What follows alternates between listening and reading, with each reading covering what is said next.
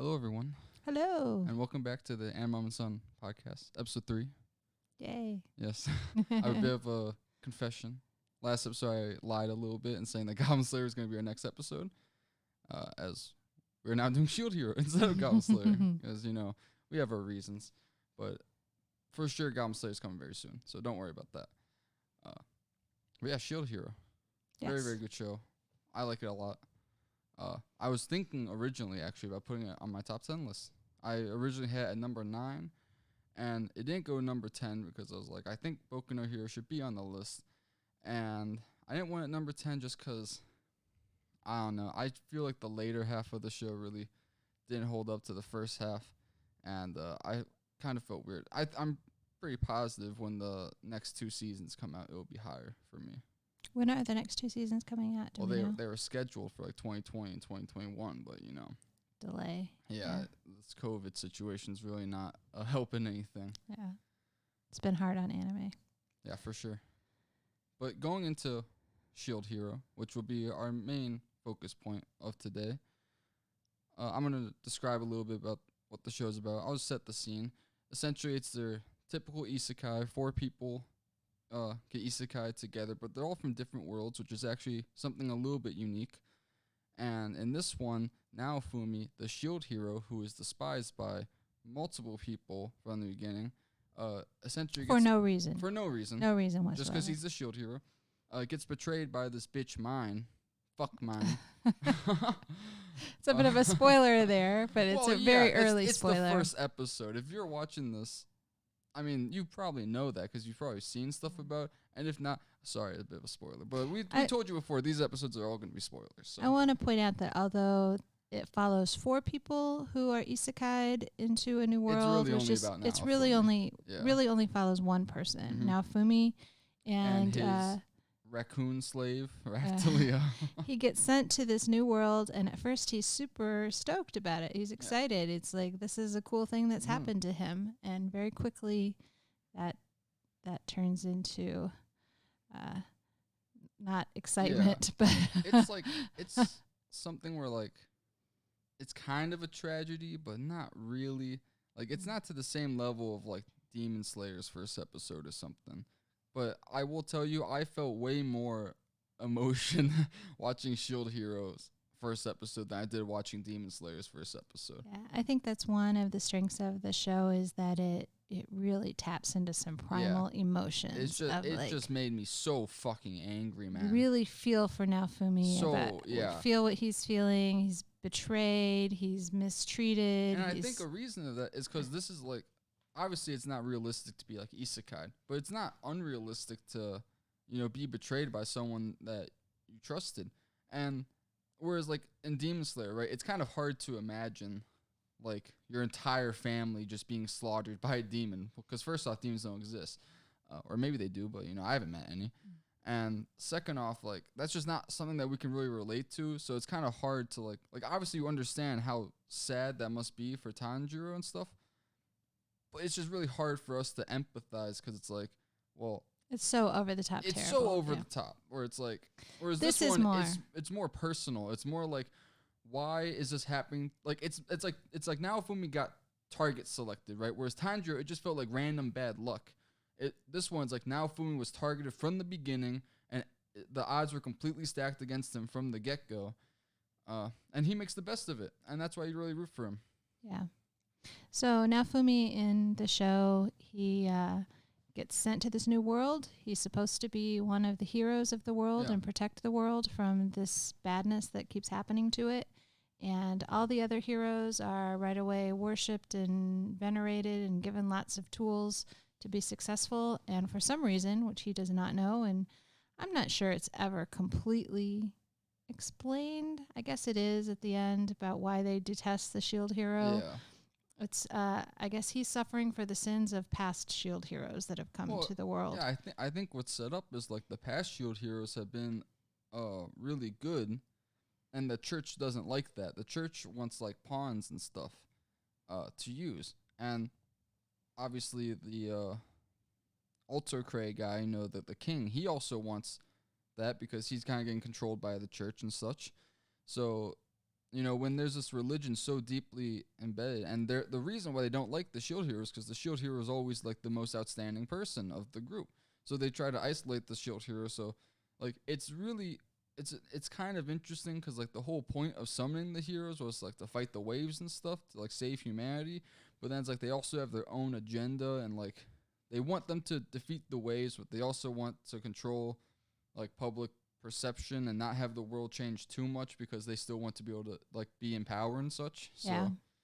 So Naofumi unwittingly steps into this role where everyone is pretty much against him and wants him to fail and works to make him fail. And for a little bit, he doesn't quite realize how far this goes and how many people are aligned against him. And because from his perspective, there's no reason why they would be. They brought him to his world to help them, and he's willing to help them, but things go badly for him. And he is totally on his own, and he's got to like kind of claw his way up from the ground, and nobody is on his side.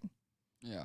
And that is, again, one of the reasons why I think we like him so much. Like, root for him. He's relatable in the sense like, oh, he's a guy who doesn't have that many friends and likes to play video games. Like, wow, very relatable stuff. But also, I think everyone can understand the feeling of like feeling like the world is against you. And this one's a much more literal sense. He's literally set up to take the fall. So you really want him to succeed. And a lot of the show is just him overcoming that and succeeding. And it's really nice to see that. And then towards the end, it just starts to kind of like muddle along.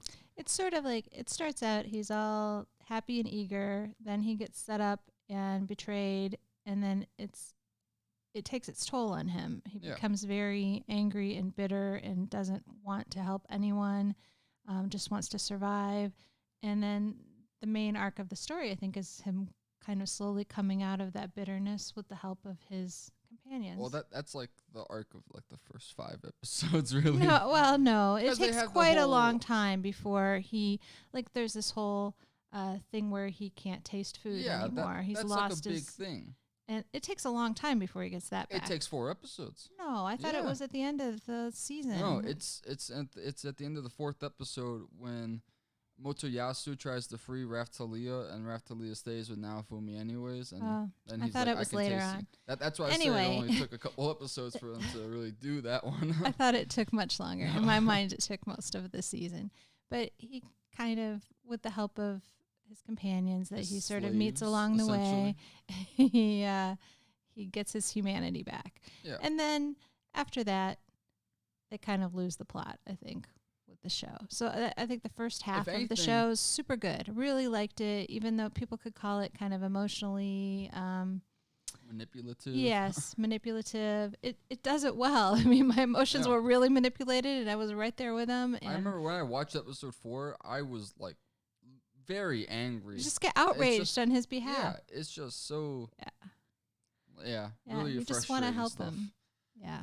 So, I really like the first part of it up to there, and then towards the end, with all the plots with the church and all these other things that came in, they kind of lost me a bit. I think the problem is that they actually get into the plot too much. Like they start having to explain, why are the waves happening? They have to start explaining, why is the church in such a powerful position? They have to start explaining all this stuff, and then you kind of realize, hey, maybe you didn't really have a good idea of where this was going. Maybe it didn't make a lot of sense to begin with, and I don't know where they're going to go once they've sort of set up a situation. Online, but we will not be talking about that because we're just talking about the anime today. So what he has been called to this world to fight are these things called waves, which happen every so often, every several months or so. They have like this big, like it's like a big wave of destruction, like hourglass kind of thing that like shows when it's about to happen. So they know when it's going to happen. They also have like an in-game timer in their head. So they know when the waves are going to happen, and they like forcibly get summoned maybe to where the waves are, or like they can go back to the capital. They can do something. And in the first wave, I'm pretty sure a lot of credit gets stolen from Naofumi. That's the story of his life. Yeah. All the credit gets stolen. He puts himself out there to save the villagers and the people of the land, while the other 3 people that have been summoned really are just there for the glory and the gold and all the acclaim. And they get it, and he's still there's a lot of propaganda used against him by the church and by the crown that make it seem like he's the bad guy when he's really the only one doing good. I will say, I'm not sure if Shield Hero was the one that started this, but I cannot tell you how many isekai shows there are nowadays, at least like manga that I've read, where the main character gets casted out by the royal family that summons them, and then they learn that their power is, oh, I'm able to absorb things and and gain skills because of it. I cannot tell you how many of those exist. And I don't know if Shield Hero was like the one that really sparked this craze, or if or Shield Hero is just one of the best ones to do it. But either way, I'm sick of it. Can someone come up with a new isekai idea? Please, anyone. I beg of you. Please. Isekai, there's a lot of isekai shows, and there are some unique ones, but a lot of them follow the They're same all pattern. very similar. And that's why the one that really, like, the thing that really makes this one stand out is just how betrayed you feel. Like, that is, like, obviously, like, Raftalia. The character design's really nice. Like, we haven't talked about her yet. Oh. But another theme I want to talk about with this show that I really liked was the other adventurers kind of get things handed to them. They get good weapons, they get gold, they get everything they need to be successful. And all the shield hero has is a shield, which he doesn't know how to use. He doesn't have any money to sort of he gets like ramp a little it up sack of money. a little bit, but he kind of has to figure it out on his own. And so he what do you call it when you ramp things up? Like scaling? Like scale up his shield, like make it more powerful. He has to do that through like grinding it out. I mean, he has to grind out making the shield better and unlocking different skills the shield has. Yeah. And he does that through hard work and just,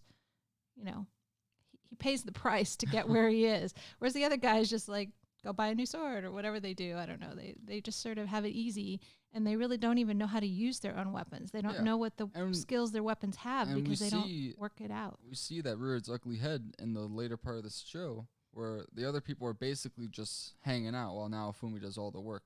Yeah. And yeah, I just don't really get the point, I guess, of having the other heroes. I feel like having having the spear hero like Motoyasu kind of gets the point across of like, oh, this is a betrayal. They're sort of non-characters. Yeah, it's like, what's the point of having the sword and bow hero? Like, I know the bow hero has a more important role because this is talking about manga stuff and like light novel stuff, so I won't talk about it. So I know that they have roles later on down the line. Well, I think part of the what's thing... What's the point, really? Like, you don't need them. It's just extra stuff. Wasn't it that he's supposed to forgive them how they treated him, and then they all work together to defeat the wave or something like that? Yeah, but again, I think you could do that with just one character. I don't think you need that many characters to get really the point deserve across. to be, yeah, forgiven anyway. That is something that I want to talk about.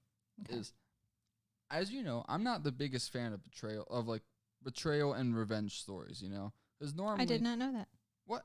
Like, I don't think we ever discussed whether you're a fan of betrayal and revenge stories. I talk all the time about how I think oftentimes nowadays revenge stories just go too far. Oh yeah, we have had that discussion. Yeah, and I will say kind of the opposite for this one. Doesn't go far enough. He doesn't go far enough. Like his revenge on these people is like by letting them go and like calling them bitch and stuff. It's like, that's not really revenge. It's like, don't get me wrong, I'm happy that he doesn't get revenge. I think it's better for the character, but it's like if you're gonna have the major part of the story be about him getting revenge, and then he just kind of gives up on it on a whim. It's like... Yeah, there should be some middle ground between Scorched Earth and, oh, well, you've had all this bad stuff happen to you, but suck it up and get along with your tormentors, sort of. That's what everyone is basically saying. Everyone's basically saying, like, oh, yeah, these people are awful, but you have to get over it. It's like, no, he really doesn't have to get over it. He doesn't. He's the strongest person there. If he doesn't help them, they're fucked. That sort of irritated me. There's no way that they could get on without him. So he doesn't have to do anything. They have to do something for him. And it's like, it just feels bad. Like, it does. Again, I'm happy that now Fumi doesn't get revenge or something, because that would really hurt his character, and that would go against his character. But I don't know, man. It really rubbed me the wrong way when, like, I get he didn't want to kill them or something. Like, he couldn't just like exile them at least. Like, I'm just sick of seeing fucking Mine hanging around, man. Like, I just want her gone, and they couldn't just do that. Like, they couldn't just kick her out. Like, come on, man. She's still there causing trouble. It's just... Yeah. Not a fan of that character, but a character I am a fan of. Quite a fan of. the Tanuki Girl of the Year, maybe the only Tanuki Girl of the Year, Raftalia. Such a great character. She's so cute. She's so sweet. And just really, really lovable and adorable. Yeah. So Tanuki is a kind of Japanese raccoon dog or Yeah. something. So she looks like a raccoon. She's got little raccoon ears and a raccoon tail. But what is special about her is just her sweetness and loyalty and bravery. And she is now Fumi's sword. Very she cute. is. He cannot use a weapon because he is a shield hero. He can only use the shield. He's not allowed to carry a weapon, and in fact, just physically cannot. I think when he has a shield, which is attached to his arm and will not come off. So he can't defend. He can't use offense at all. Just his shield. He can use offense with like variations of his shield. With his shield. Most of the time, But he's stuck having someone else deal damage for him.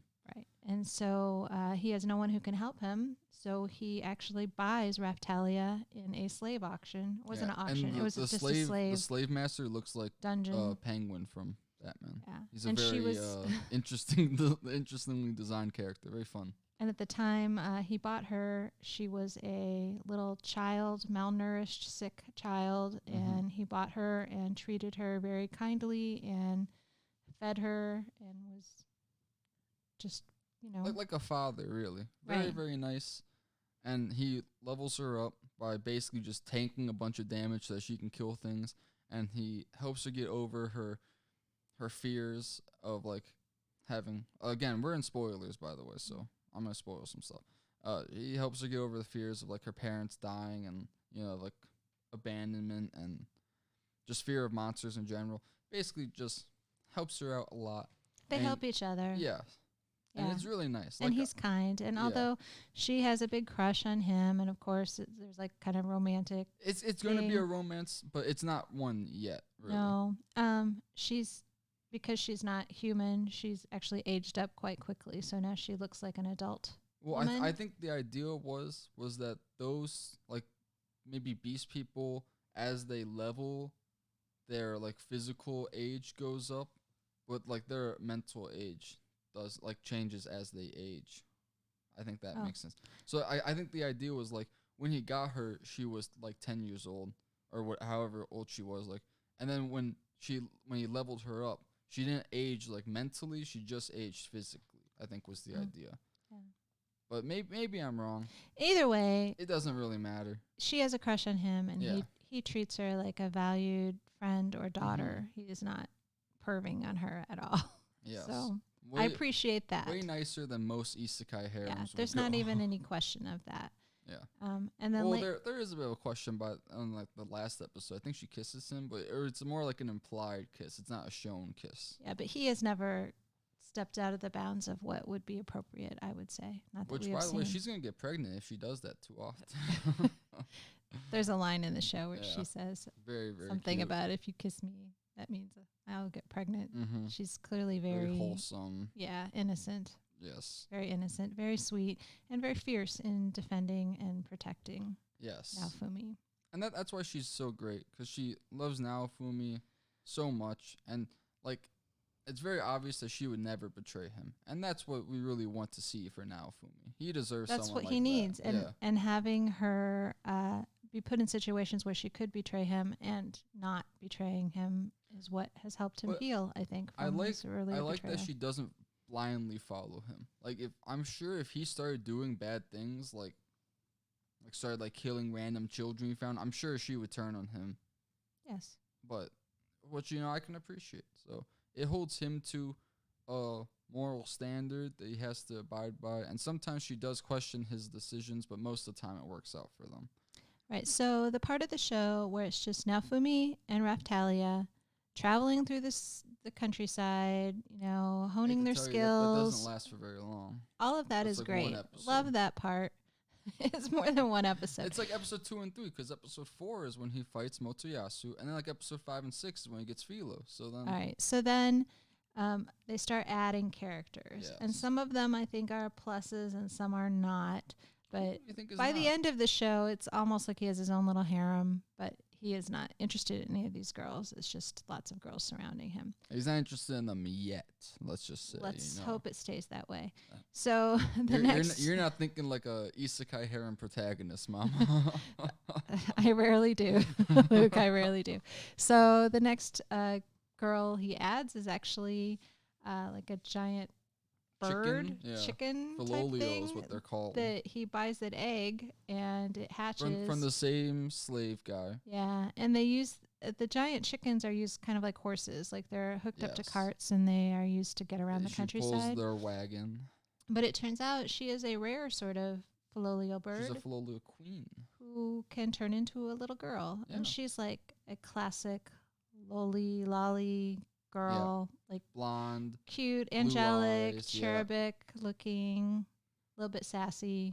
Very cute, very nice. And she and Raphtalia vie for Naofumi's affection. But again, he treats... Oh, wait, can I say something also? Yes. One thing I really like is that the voice actors who do Naofumi and Raphtalia also do Mai Sakurajima and Sakuta Azusagawa.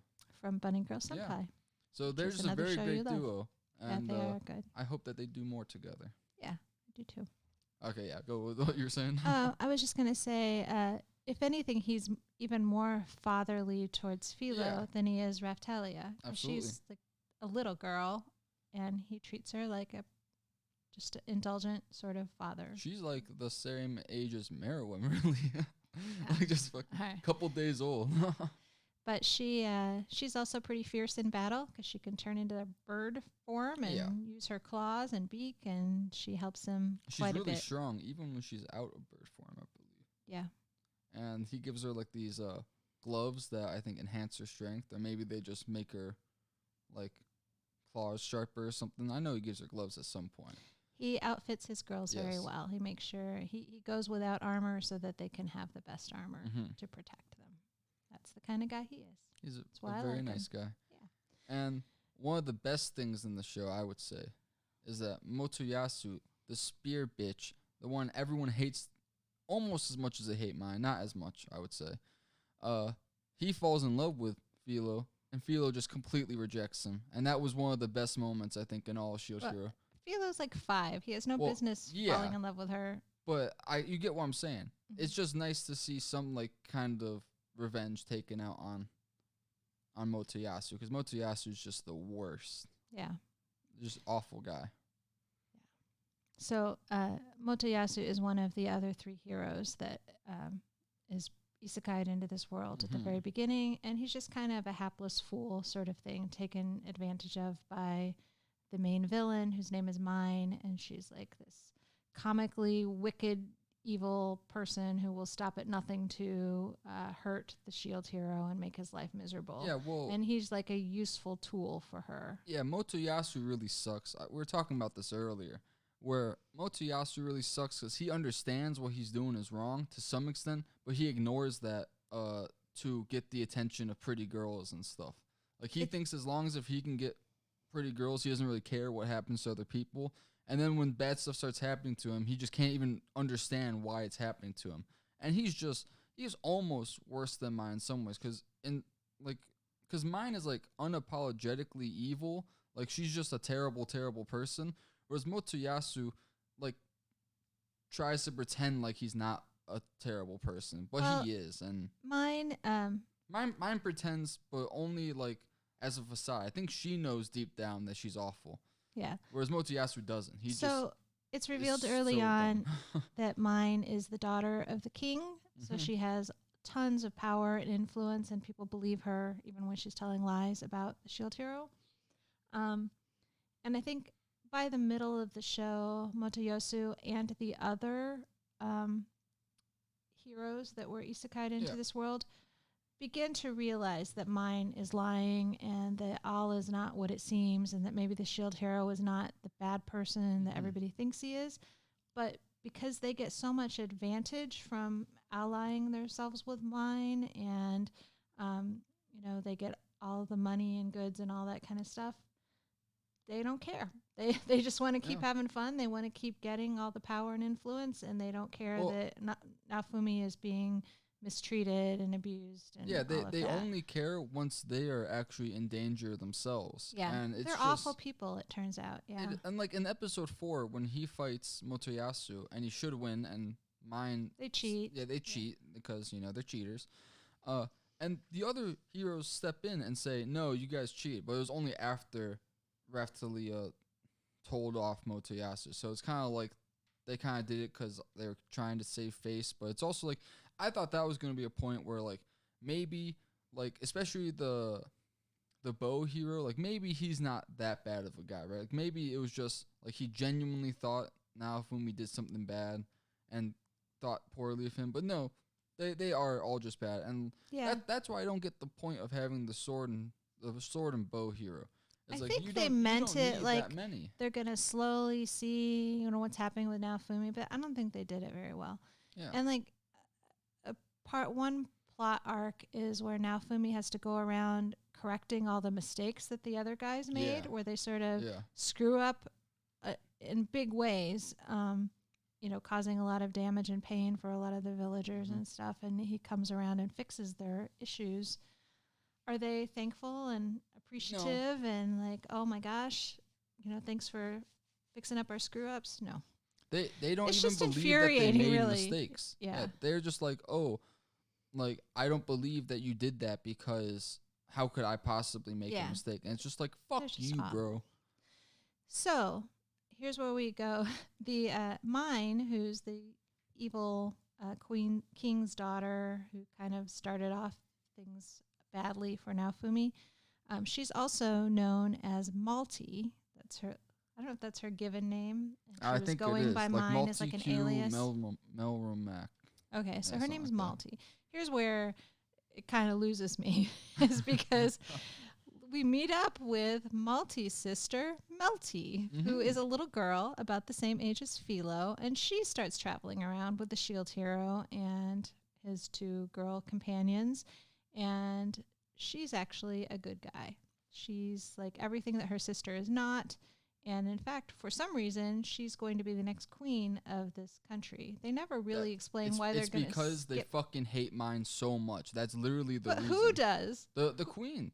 It's a matriarch, matrilineal society. So I'm pretty sure the queen gets to like she's that is the thing that doesn't make sense to me. Okay, the queen is brought into the show at like episode 20 or something, super late, and it's like established. Oh, the queen is the one really in charge. She's like the most powerful person. But she's just hiding out somewhere. I don't understand why. Like, if you are, why weren't you fucking here when they summoned the heroes and you couldn't have gotten Naofumi off to like a good start or something? It's like, fuck you, man. It's like she's hiding in a cave somewhere. I think maybe they thought she was going to be assassinated or something. It is just dumb. She should have done something about her husband and her older daughter long ago. It's like if you have the power to like announce your successor, then you should surely have the power to like actually do something. Like anything at all. Like we are constantly reminded, like, oh, she has like this group of people who hide in the shadows, and if something really would have gone wrong, they would have stepped in. It's like, well, they never do. They never step in, so it's like it's not much of a threat when it never happens. Like, so little Melty, the heir to the throne, is just roaming around the countryside, and she connects with the shield hero and hangs out with them, and then the king and Malty try to make it out that she's been kidnapped and the shield hero's a bad guy, and that whole thing. Nonsense. Yeah, nonsense. And so that goes on for a while, and at some point you just sort of want the shield hero to just wash his hands of the whole you're forgetting the arc town, the whole country, the whole thing, and just go back home. You're forgetting the arc where he goes and saves all those like Raftalia's like brethren from that one evil guys, basically. All I can remember he's him also by like supported by the crown. Yeah, and it's just like, we get it, guys. They're evil. Like, I feel like they spend a lot of time just really hammering in how evil these people are. And it's like, yeah, we get it. Can we like get to the actual plot? And then they actually are like, okay, fine, we'll get to the actual plot. And then we're kind of like, can we go back to doing what we were doing before? Because the actual plot's just kind of whack. Yeah, and then he decides this country's not worth my time. I'm going to go to another country here. Does he ever get to another country?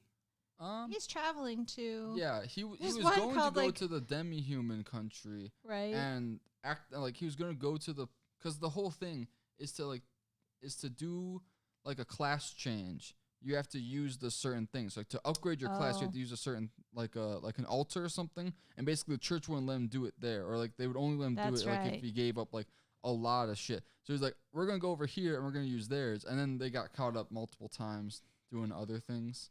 Yeah, so then the final two plots I remember are the whole church thing, which I hated, that whole thing. I thought it was Yeah. really super stupid and I didn't like any parts of it. And then the whole thing about the waves The training and arc, yeah. who the people are on the other side of the wave. Yeah. So then we get to meet the people on the other side of the wave. Which I like that. I thought those characters were cool. But they're setting up kind of an impossible situation. So it turns out that the people on the other side of the wave are fighting to save their world. Yeah. So both sets of people are just fighting to save their world. And so who I do you think root that's for? the whole point though. I think it's gonna be like a Power Rangers collab.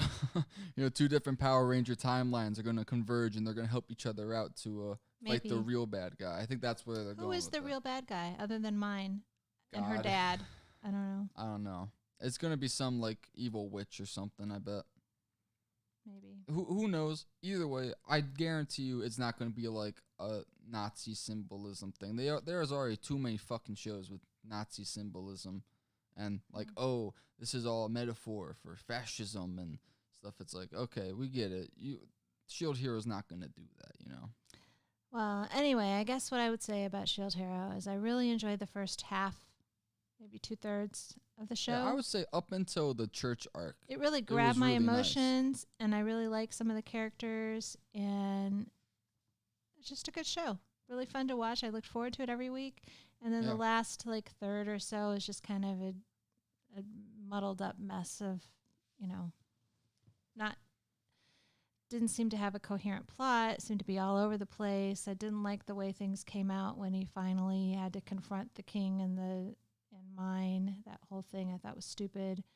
And so I'm hoping if they do ever release the next season, that they pull it back together, people. Yeah, I would say that I agree with you to some extent. I don't think the second half is as bad. Like again, it was bad enough that it made me like hesitant for the future seasons. Kind of similar in Slime, but we'll talk about that when that time comes. Either way, quite a good show. Well, let's talk about that a little now because both Shield Hero and Slime were releasing at the same time. They were the same season. I anime? think Slime ended as Shield Hero was. Like I think like the season that Slime ended was the season that Shield Hero started. I sort of thought they were at the same time because I remember waiting for them to come out each week and watching both of them in the same week. We'll see. Maybe. I don't know. So.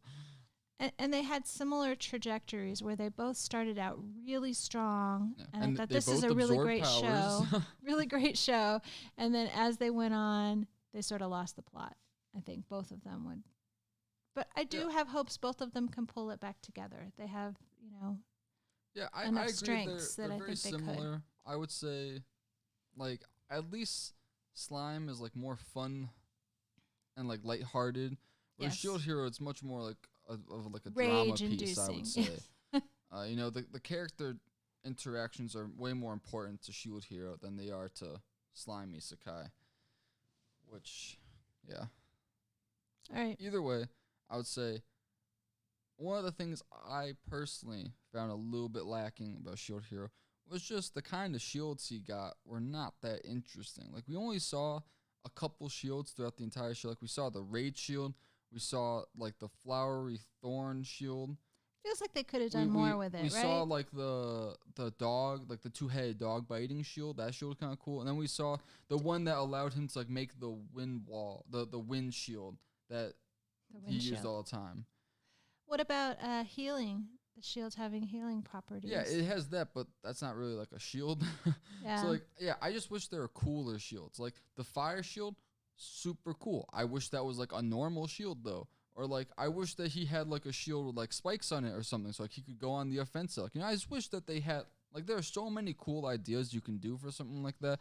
The shields are so versatile. You know, you can kind of do whatever sort you of want missed with them. opportunity, maybe. And yeah, maybe in the future. yeah, they'll do maybe more. down the They're line saving it up. they'll do a lot cooler shields. Because like all the other heroes, they get like lightning attack, meteor attack, you know, fire attack. And it's like, not to say that I want that kind of stuff, but it's like, why does the shield not get those kinds of attacks? Like, it definitely should.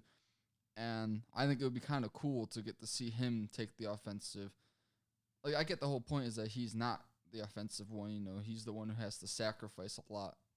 You know, that's something they love to do in shows. They like to have the main character be like self-sacrificing, which, you know, I agree, it's a good trait to have. But I also wish that we could get to see him pop off sometimes and like not almost like lose his mind and soul while doing it. Yeah. Yeah. But moving on, we're going to get into our tier list for a shield hero. So we did not discuss this ahead of time, so we'll have to hammer it out now. Yeah. So for story, what do you think you would put the story as? The first half, I would give an A, and the second half, I would give a C minus. Really? Yes. That is hard. Yes. So you're going to like middle out with a B The there? B. Mm-hmm. I guess I kind of agree with B. Yeah, I would probably put above Magi. Because I feel like Magi, if we're talking season 1 of Magi, I think I like season 1 of Magi more. But if we're talking the entirety of Magi, we're probably putting Shield Hero ahead. Just because I guess I have more hope for where Shield Hero is going to go in the future versus, you know, where I already know Magi is. Like, so I guess I'll put Shield Hero over that.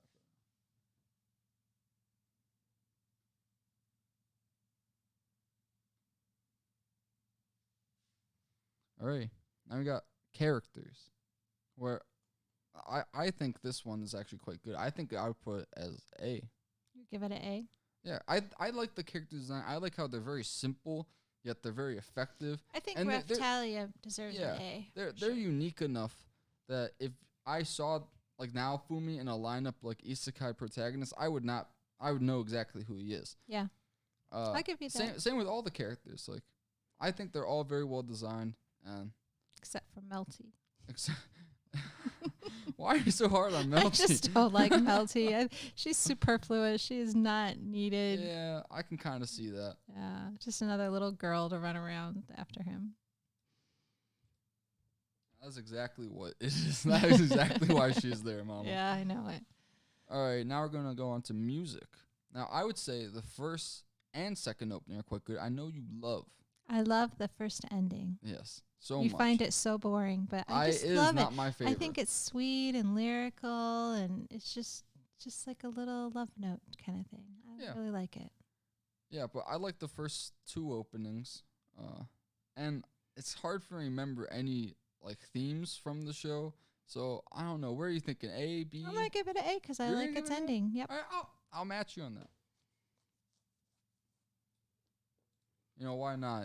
If we ever, here's the real problem is I'm sure later on we're gonna be doing like Hunter x Hunter or something. And we're gonna be like, oh, Hunter x Hunter's an A, and then it's That's like an S. Well, like you get like I'm gonna say like a different show, and you're gonna be like, oh, it's an A. I'm like, Mama, do you really think that is the same as Shield Hero? I think instead of I think Shield Hero will go down in the future. Instead of having an S level, we should just have a Hunter x Hunter level. Well, that's what we're gonna do, Mama. Yeah. That's for sure. But you get what I'm saying. Mm-hmm. I feel like that one's definitely subject to moving. Be. All right, now we got the power system. And I think the power system is pretty good, actually. It's very, very simple. It's like, oh, the shield has powers. You know, the weapons have powers. You got to level up. And that's kind of it. And it is a little bit dumb in the sense of they can kind of give anybody any power that they want because it's not really defined. So it's like Raphtalia gets to like go invisible. Why? Why does Raphtalia get to go invisible? Doesn't make a lot of sense. But it is very simple, and like they just kind of say it like, oh, she can do that. It's probably because like she's like a rogue class or something. It's like I do like that he can work for his levels and earn his levels and unlock parts of, you know, the shield to give him more power. I like all that. See, I would probably to really place master this his weapon at the same level of Magi. Even though Magi is way more complicated, I would say Magi has like a more coherent, like everything kind of blends together. Whereas this one is just kind of like, oh, you just have to trust us on this. Okay. So, all right, now overall, what would you give the score overall? B. B? Yes. I like it. I'm going to watch the next season for sure when it comes out. I'm just disappointed in how the first season ended. I was thinking more like A, like if there's like an A minus tier. Can we do that? Well, we could do that. I could add more tiers if you want me to. But I guess right now we can put it as B. Maybe once we get more shows and it's more hotly contested, then we can add multiple tiers for something. Yeah, I wouldn't object to an A minus, but I'm not going to give it a full A. Alrighty. That seems fair to me.